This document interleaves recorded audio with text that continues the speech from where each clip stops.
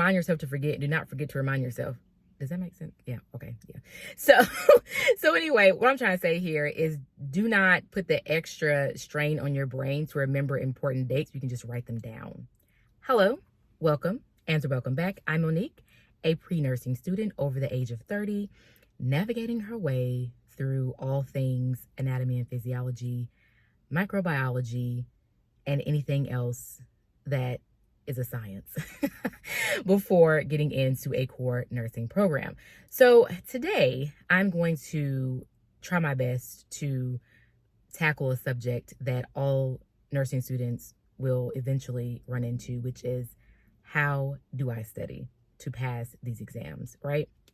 And it's a very loaded question, to be quite honest, because I feel as though everyone has different ways in which they learn. And some of us learn in a variety of ways. We need to expose ourselves to many techniques in order to drill the information into our cerebellum. So, I'm going to just like briefly touch on this part one, because I want to really give you something attainable you can use today, right? So the very first thing we're going to talk about is your planning, your calendar. Many times in nursing school, it can be very overwhelming when you get your syllabus and your assignment dates.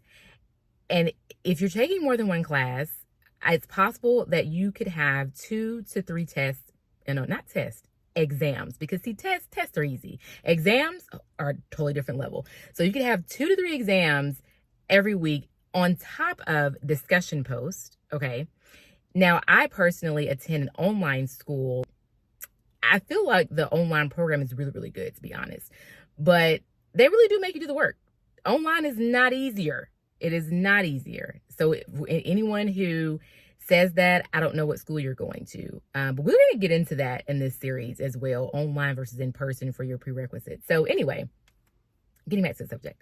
So your calendar. Okay, so don't be overwhelmed. The first thing you want to do is you want to really focus in on when exams are due. That's the first thing, exam due dates, okay? After exam due dates, you want to go to discussion due dates. And then you want to go to actual assignment due dates, okay? Because those exams and those discussions will put a dent in your grade, depending on which class you're in. Discussions do hold usually about 6 to 10 points, and they're easy points to get, okay? In other words, you want to go for the things that are easily accessible to make A's, right? Definitely do those things, okay? So that includes discussions. When you get that written down for every class, notice I said written, we're not on the computer yet. Write that down for every class on a separate sheet of paper. As a matter of fact, write at the top of the paper, this is for anatomy and physiology.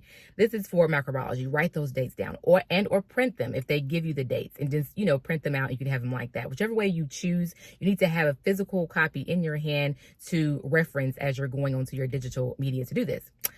So once you have all this, then you want to go ahead and you want to put this into a Google Calendar, okay? And that's easy and it's free. And you want to create these assignments in the date that they're due, or when you're going to do them, if you're going to work ahead, okay? And color code them, all right? Personally, I'm a part-time student, so I always color code mine in 2 different colors. I always usually have 2 classes at one time. So I color code everything and I put the name of what it is, and that's how I keep on task. I have the actual calendar synced to my phone. Therefore, every day I'm reminded of things I have to do and or not, because, maybe I did everything early, right? That is your organization piece. I forgot to add labs in there. You will have labs even if you are online. And so that being the case, that's fine. So add that in there too, because those are also really important. I will say that depending on what class you're in, labs are easy A's as well. They are time consuming, but they are easy, okay? Very hard to get them wrong.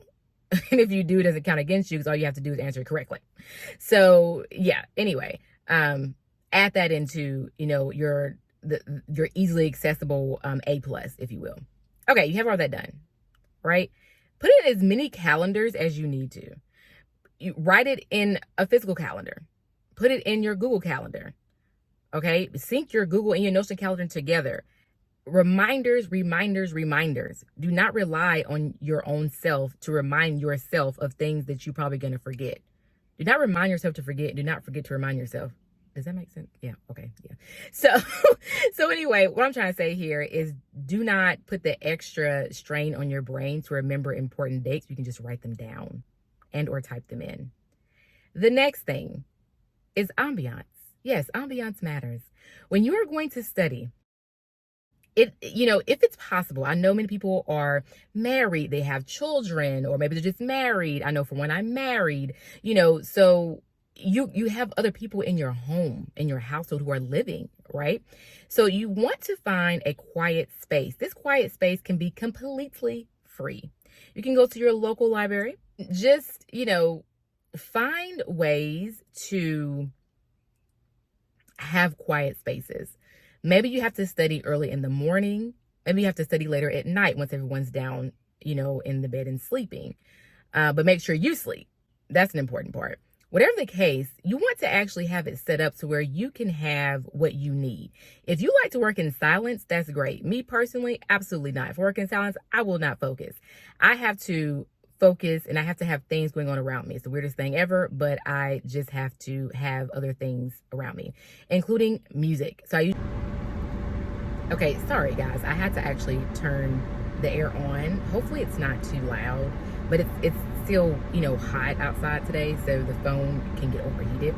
So anyway, music. The first thing I do is I have different devices. I have a laptop, I have an iPad, and I have my phone. Okay, so I usually set my phone onto my Spotify playlist. I set my laptop to, YouTube motivation, whether it's a nursing studio that I'm watching or whatever. I'll turn that volume down. I like to hear my music kind of in the background, turn the volume down, the creator, and or make them silent. I just like to have something in the background.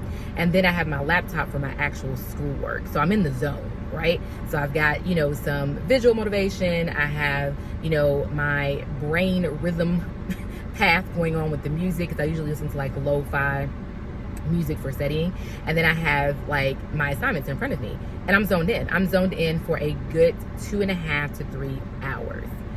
That brings me to terminal time. This is the last point.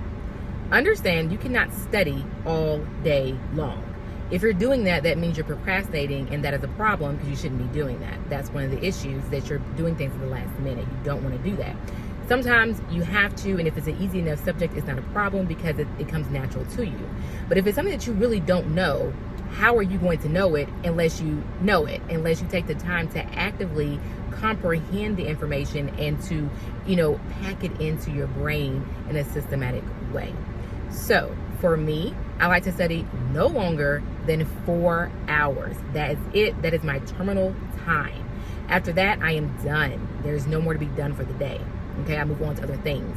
Within that 4 hours, I take breaks every 30 minutes to 1 hour, depending on how I'm feeling. You'll feel different ways at different times of the month, right? So therefore, if I need a break, I just take a break. Now, I will give a word of caution here. You don't want to break intellectual character in this way. So what I mean by this is, if you are studying anatomy and physiology, I do not advise you to stop on your 30-minute break and watch a fashion YouTube video. The reason I say this is because you're breaking your train of thought. You want to continue to feed into that particular genre of information. So if you need to take a break at 30 minutes, I would say to watch maybe a pre-nursing student. Maybe watch this video. Watch something that is motivating you to continue doing what you're doing and or educating you further about your subject.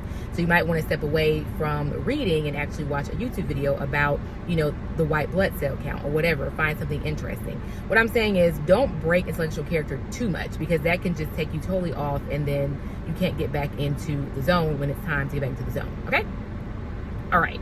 So those are my tips for episode number 1, or for, I don't know, part 1, as far as studying is concerned. Many people ask this question, and I feel like they don't have the right foundation even to start, which is organization, prioritizing, ambiance, your setting, and then also your terminal time limit. Actually, working, school is a job, y'all. If y'all haven't figured this out yet, it's a job. Just like you go to work for 8 hours, you have to go to school for 4 hours. Even if you're working online in your schooling, you have to set aside time to do your school, because if you don't, then you risk, failing essentially. You don't want to do that, or you risk making a grade you don't want to make, right? And so for me, I like to keep my GPA 3.5 and up, right? That gives me a little bit of leeway, a little bit of, room to not always make an A on something, but at the same time I still have to focus, hone in, and really comprehend the information, because I want to learn this forever. I don't want to just learn this for the test, okay? Especially in your sciences, especially anatomy and physiology 1 and 2 and microbiology. Okay, so if you guys have any suggestions, any questions, all the things, let me know in the description section below the video. Also, make sure you guys check out all the links in the description section below the video. I cannot say that. I talk so fast, y'all. Also, check out the links in the description section below the video, where I actually have started a Patreon, and I'm so excited about this. It is really kind of like I wouldn't say like a piggyback, or it's like an extension of my YouTube channel. There are some things that I only share here that are primarily educational, impactful, and helpful. But there are other parts, of my life that I'm doing that I also want to share, that are just happy and joyful and fun, right? And so if you're into like vlogs and things like that, all things, beauty, lifestyle, travel, all the things, then make sure you are actually on my Patreon, because that is where I will share that. So I'm excited to see how Patreon is going to help in the realm of monetization and, content traffic and different things like that. So yes, I hope you guys have a peaceful and productive rest of your day. Thank you for being here. There'll be a part 2 and a part 3, and don't worry, I'm going to give you guys all of the tea, okay? No gatekeeping, and all of the links and all of the things. But I just want to start off on a clean slate with this, no links, just information to help you today to study for the exam you have tomorrow, because I know you have one, okay? All right, I'll talk to you guys on the next upload.